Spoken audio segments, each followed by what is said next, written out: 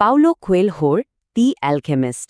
এটা শুধু একটা বই নয় যা বেস্টসেলার হয়েছে, বরং এটা একটা বিশ্বজোড়া সাংস্কৃতিক ঘটনা। কিন্তু প্রশ্ন হল, স্পেনের এক সাধারণ মেষপালকের গল্প কিভাবে লক্ষ লক্ষ মানুষের জীবনকে এমনভাবে অনুপ্রাণিত করল। শুনতে অবাক লাগলেও কোয়েলহো এই অসাধারণ গল্পটা লিখেছিলেন মাত্র ২ সপ্তাহে। ভাবা যায়? চলুন আজ আমরা গেনাউস সেটাই জানার চেষ্টা করব, কিভাবে এত কম সময়ে লেখা একটা বই ইতিহাসের অন্যতম বেস্টসেলিং আর প্রভাবশালী বইগুলোর একটা হয়ে উঠল। এই পুরো ব্যাপারটা বুঝতে হলে আমরা কয়েকটা ধাপে এগোব। প্রথমে দেখব সান্তিয়াগোর সেই মহাকাব্যিক যাত্রার গল্পটা। তারপর ডুব দেব বইটার মূল দর্শন, অর্থাৎ পার্সোনাল লেজেন্ড এর গভীরে।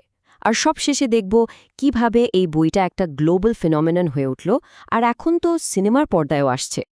তো আমাদের গল্পের শুরুটা হচ্ছে স্পেনের আন্দালুসিয়ান মাঠ থেকে। আর গল্পের নায়ক সান্তিয়াগো একজন সাধারণ মেষপালক। তার জীবনটা খুব সাদামাটা, কিন্তু তার স্বপ্নগুলো ছিল বিশাল। আর সেরকমই একটা স্বপ্ন যেটা সে বারবার দেখত, সেটাই তার জীবনকে পুরোপুরি বদলে দিল। এই স্বপ্নটাকে সত্যি করার জন্য সান্তিয়াগো তার চেনা জানা আরামের জীবন, এমনকি তার প্রিয় ভেড়ার পালটা পর্যন্ত সব বিক্রি করে দেয়। উদ্দেশ্য মিশরের পিরামিড।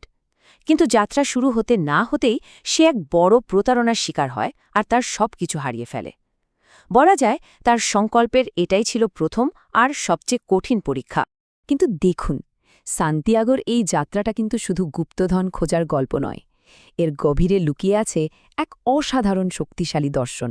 আর এটাই হলো সেই জিনিস যা বইটার মূল চালিকা শক্তি এবং যা বিশ্বজুড়ে কোটি কোটি পাঠকের মন ছুঁয়ে গেছে।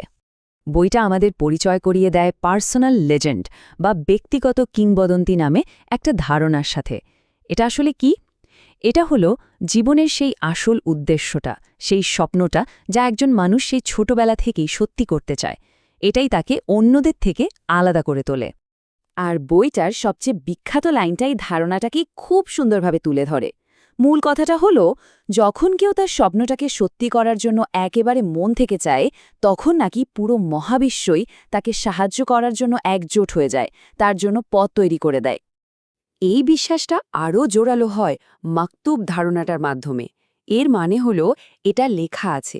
এখন এর মানে কিন্তু এই না যে আমাদের ভাগ্য আগে থেকেই ঠিক করা আর আমাদের কিছুই করার নেই, বরং ব্যাপারটা ঠিক উল্টো। যারা সাহস করে নিজের ব্যক্তিগত কিংবদন্তি অনুসরণ করে, মহাবিশ্ব তাদেরকেই সঠিক পথে এগিয়ে দেয়, ঠিক সময়ে ঠিক চিহ্নটা দেখিয়ে দেয়।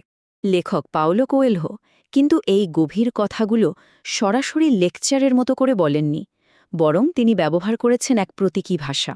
গল্পের মধ্যেকার খুব সাধারণ জিনিসগুলো যেন এক একটা গভীর সংকেত বহন করছে।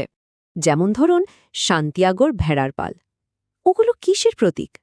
তার সেই আরামের, পরিচিত কিন্তু সীমাবদ্ধ জীবনের প্রতীক, যা তাকে স্বপ্নের জন্য ছেড়ে আসতেই হতো। আবার অন্যদিকে বিশাল রুক্ষ মরুভূমিটা হল সেই কঠিন পরীক্ষার প্রতীক, যা পার না করলে সে তার লক্ষ্যে পৌঁছাতেই পারবে না। এমনকি বইটার নাম দি অ্যালকেমিস্ট নিজেই কিন্তু গল্পের সবচেয়ে বড় প্রতীক। অ্যালকেমির কাজ যেমন সাধারণ ধাতুকে সোনায় বদলে দেওয়া, ঠিক তেমনই সান্তিয়াগোর এই যাত্রাটা তার ভেতরের সত্তাকে পরিশুদ্ধ করে তাকে এক নতুন উন্নত মানুষে রূপান্তরিত করে। মানে এটা একই সাথে একটা বাহ্যিক আর একটা অভ্যন্তরীণ দুই যাত্রার এক অসাধারণ মেলবন্ধন। তো একটা সাধারণ গল্পের সাথে এমন গভীর দর্শনের এই যে মেলবন্ধন, এটাই বইটাকে একটা বিশ্বজোড়া বিস্ময়ে পরিণত করেছে। কিন্তু কিভাবে ঘটল এই ব্যাপারটা? ব্যাপারটা হলো, বইটার স্বপ্ন, নিয়তি আর ভালোবাসার কথাগুলো কোনো একটা দেশ বা সংস্কৃতির মধ্যে আটকে থাকেনি। এটা ছড়িয়ে পড়েছে বিশ্বজুড়ে। ভাবা যায় ৮০টারও বেশি ভাষায় এই বইটা অনুবাদ করা হয়েছে, যেটা কিনা একজন জীবিত লেখকের জন্য একটা বিশ্ব রেকর্ড। এর থেকে বোঝা যায় এর আবেদনটা কতটা সর্বজনীন। শুধু সাধারণ পাঠকই নয়, অপরা উইনফ্রে, উইল স্মিথ থেকে শুরু করে বিল ক্লিন্টনের মতো বিশ্বের সব বড় বড় প্রভাবশালী ব্যক্তিরাও বইটার মেসেজ দিয়ে অনুপ্রাণিত হয়েছেন। আর তাদেরই প্রশংসায় বইটাকে শুধু একটা বেস্টসেলার থেকে একটা কালচারাল মাইলফলকে পরিণত করেছে।